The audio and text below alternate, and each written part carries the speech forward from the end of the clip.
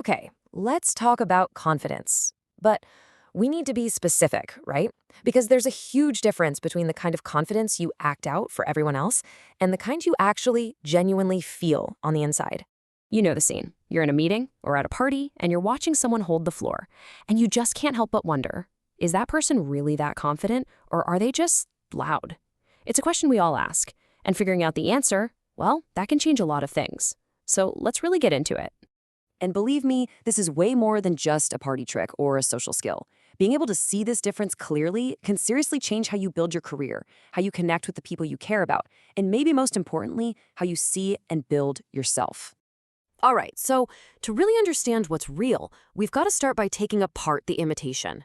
Let's dig into the anatomy of what we're calling fake confidence. Think about fake confidence like a big, heavy suit of armor. It's all an external performance, right?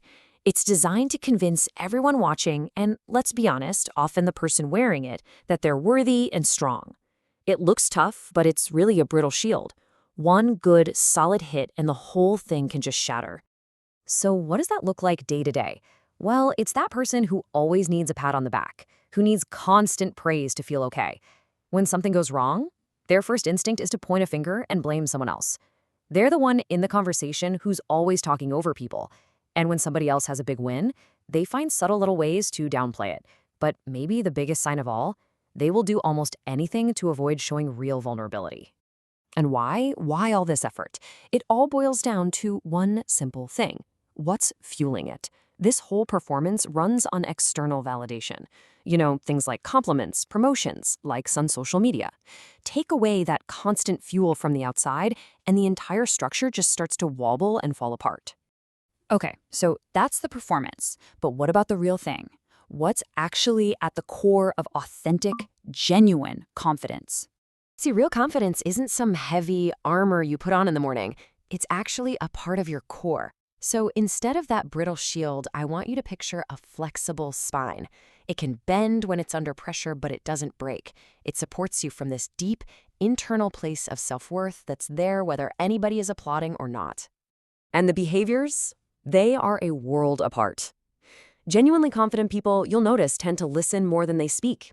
They aren't desperately fighting for airtime. When they make a mistake, they own it. They actually see it as a chance to learn something. They give out praise freely and genuinely because someone else's success doesn't threaten them. And they get that being vulnerable isn't a weakness, it's actually a superpower. The source of real confidence is always, always on the inside. It grows out of a stable sense of your own value and what we call a growth mindset, that deep down belief that you can always learn and improve. Your worth just isn't up for a daily vote, so you don't need the world to constantly approve of it.